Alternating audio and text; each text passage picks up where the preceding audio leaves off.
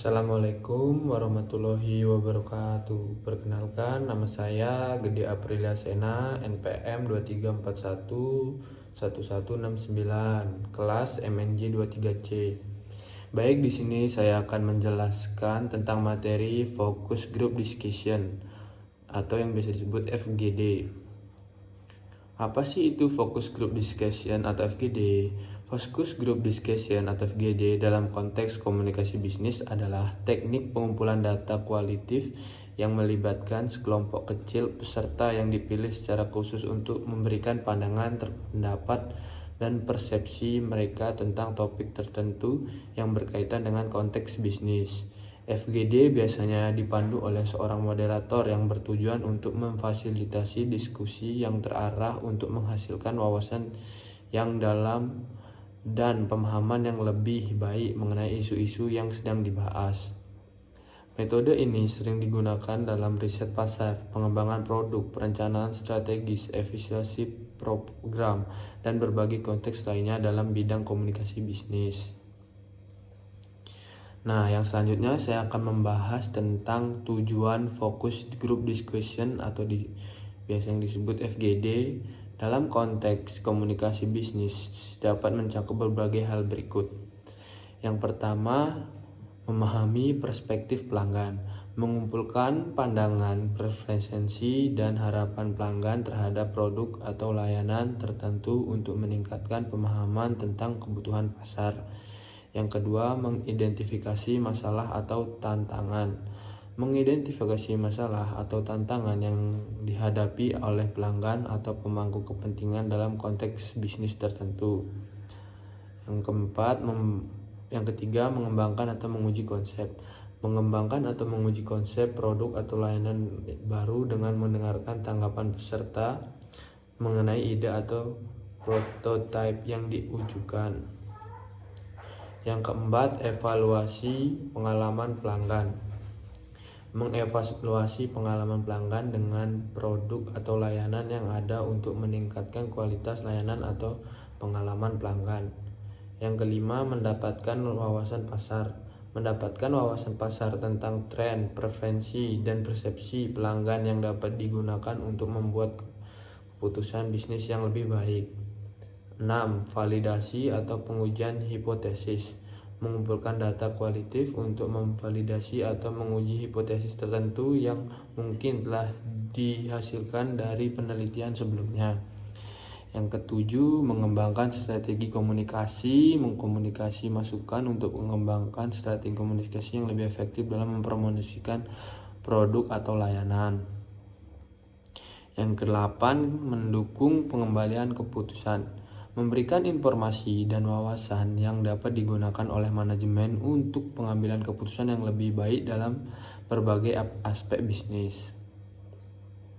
Nah, yang selanjutnya di sini saya akan membahas konteks atau latar belakang masalah dalam konteks Focus Group Discussion FGD dalam komunikasi bisnis.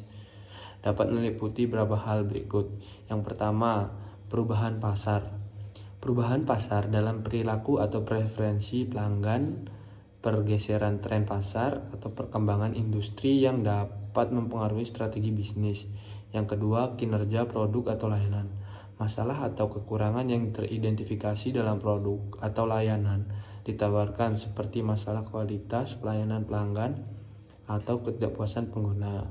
Yang ketiga, persaingan. Persaingan yang meningkat dari persaing dalam industri yang sama atau munculnya pesaing baru yang dapat mempengaruhi posisi perusahaan di pasar. Yang keempat, pengalaman pelanggan. Masalah yang mungkin dihadapi oleh pelanggan dalam menggunakan produk atau layanan termasuk kebutuhan yang tidak terpenuhi atau harapan yang tidak terpenuhi. 5. Strategi pemasaran atau komunikasi. Keberhasilan atau kegagalan dari strategi pemasaran atau komunikasi yang telah diterapkan oleh perusahaan dalam mempromosikan produk atau layanan kepada pelanggan. 6. Inovasi produk atau layanan. Potensi pengembangan produk atau layanan baru berdasarkan perubahan pasar atau perubahan kebutuhan pelanggan. 7. Perubahan peraturan atau kebijakan. Perubahan dalam peraturan atau kebijakan pemerintah yang dapat mempengaruhi operasi bisnis atau kebutuhan pelanggan. 8. Pengalaman pelanggan. Masalah yang mungkin dihadapi oleh pelanggan dalam menggunakan produk atau layanan termasuk termasuk kebutuhan yang tidak terpenuhi atau harapan yang tidak terpenuhi. Dan yang selanjutnya saya akan membahas tentang desain penelitian FGD, termasuk jumlah peserta, kriteria inklusi, proses pemilihan peserta, dan prosedur FGD yang direkomendasikan. Yang pertama, desain penelitian FGD. Jumlah peserta biasanya antara 6 hingga 12 peserta untuk memastikan variasi dalam pandangan dan pengalaman.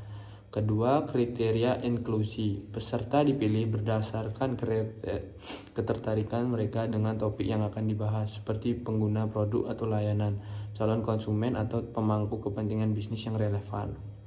Selanjutnya, proses pemilihan peserta. Peserta dapat dipilih melalui berbagai cara, seperti undangan langsung berdasarkan profil yang diinginkan atau melalui survei pendahuluan untuk menilai kelayakan perusahaan.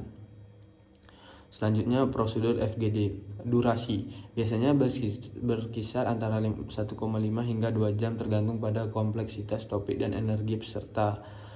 Kedua, ada moderator. Seorang moderator yang terlatih memimpin diskusi dengan pandai dan memastikan bahwa semua peserta memiliki kesempatan untuk berpartisipasi. Moderator juga bertanggung jawab untuk menjaga arah dan fokus diskusi sesuai dengan tujuan FGD. Yang selanjutnya ada fasilitator. Fasilitator bertugas untuk mencatat catatan penting, mengelola logistik, memantau waktu, dan membantu moderator dalam menjalankan FGD secara efisien. Pastikan untuk mempertimbangkan faktor-faktor ini saat merancangkan FGD Anda untuk memastikan bahwa prosesnya berjalan lancar dan menghasilkan data yang bermakna. Yang selanjutnya saya akan membahas proses analisis data FGD, alat atau metode yang digunakan, dan contoh hasil analisis data. Yang pertama, proses analisis data FGD. Yang pertama ada transkripsi rekaman atau audio video dari FGD menjadi teks tertulis. Yang kedua ada segmentasi, memecah transkripsi menjadi segmen diskusi yang berbeda berdasarkan topik atau tema yang dibahas. Yang ketiga ada klasifikasi, mengelompokkan segmen diskusi ke dalam kategori atau tema yang relevan. Keempat ada identifikasi pola, mencari pola, tren, atau temuan menarik dalam data yang diidentifikasikan. Kelima ada penafsiran, mengimplementasikan temuan dengan mempertimbangkan konteks dan tujuan penelitian. Yang selanjutnya ada alat atau metode analisis data. Yang pertama ada analisis tematik, mengidentifikasi dan menganalisis tema atau pola dalam data untuk memahami dengan pandangan dan perspektif peserta. Selanjutnya ada analisis kualitatif, menggunakan pendekatan kualitatif untuk mengeksplorasi dan memahami makna dalam data FGD. Yang selanjutnya ada kodifikasi dan kategorisasi, menggunakan kode atau kategori untuk mengorganisir dan menganalisis data secara sistematis.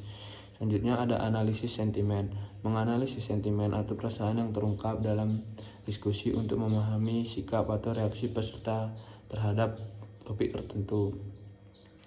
Selanjutnya ada contoh hasil data. Yang pertama, tema utama yang muncul dari diskusi peserta tentang kebutuhan pelanggan terkait produk-produk.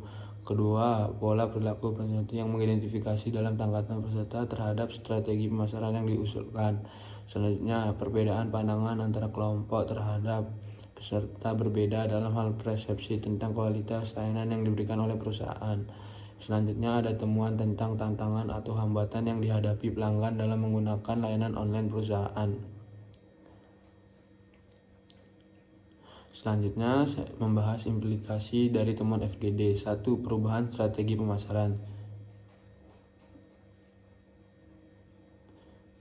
Jika FGD menggunakan bahwa pelanggan memiliki persepsi yang salah tentang produk, perusahaan dapat mempertimbangkan untuk menyesuaikan strategi pemasaran untuk lebih mencerminkan nilai produk. 2. Penyempurnaan produk atau layanan. Jika FGD menyoroti kekurangan dalam produk atau layanan, perusahaan dapat menggunakan temuan tersebut untuk melakukan perbaikan atau penyempurnaan yang diperlukan. Yang ketiga, penyesuaian komunikasi dengan pelanggan. Jika peserta FGD menunjukkan bahwa pesanan pemasaran tidak aktif, perusahaan dapat menyesuaikan komunikasi mereka untuk lebih menarik bagi pelanggan. 4. Pengamatan pelatihan keputusan. Jika FGD mengupayakan bahwa pelanggan tidak puas dengan layanan yang diberikan, perusahaan dapat mengembangkan program pelatihan untuk meningkatkan keterampilan dan pelayanan karyawan. Yang kelima, penyusunan kebijakan baru. Jika temuan FGD menyoroti masalah sistematik atau struktural, perusahaan dapat pertimbangan untuk merancang kebijakan atau memodifikasi prosedur operasional. Selanjutnya, rekomendasi untuk tindakan selanjutnya. 1. Melakukan penelitian lanjutan untuk mengonfirmasi dan memperluas temuan dari FGD. Perusahaan dapat melakukan penelitian lanjut seperti survei atau wawancara mendalam. 2. Peluncuran program perbaikan. Berdasarkan temuan FGD, perusahaan dapat meluncurkan program perbaikan yang ditujukan untuk mengatasi masalah yang diidentifikasi. Ketiga, komunikasi hasil FGD. Penting bagi perusahaan untuk berkomunikasi hasil FGD kepada pemangku kepentingan yang relevan dan memastikan bahwa temuan diperhatikan dalam pengambilan keputusan. Selanjutnya, pemantauan dan evaluasi. Perusahaan perlu serta secara teratur memantau dan mengevaluasi efektivitas tindakan yang diambil sebagai tanggapan terhadap temuan FGD. Kelima, menyesuaikan strategi bisnis. Jika temuan FGD menunjukkan perubahan signifikan dan representasi atau perilaku pelanggan perusahaan, perlu menyesuaikan strategi bisnis mereka sesuai dengan perubahan tersebut. Yang selanjutnya, di sini saya akan membahas ringkasan singkat dari apa yang telah dibahas. Terima kasih kepada peserta dan pihak terkait untuk informasi yang lebih bagus.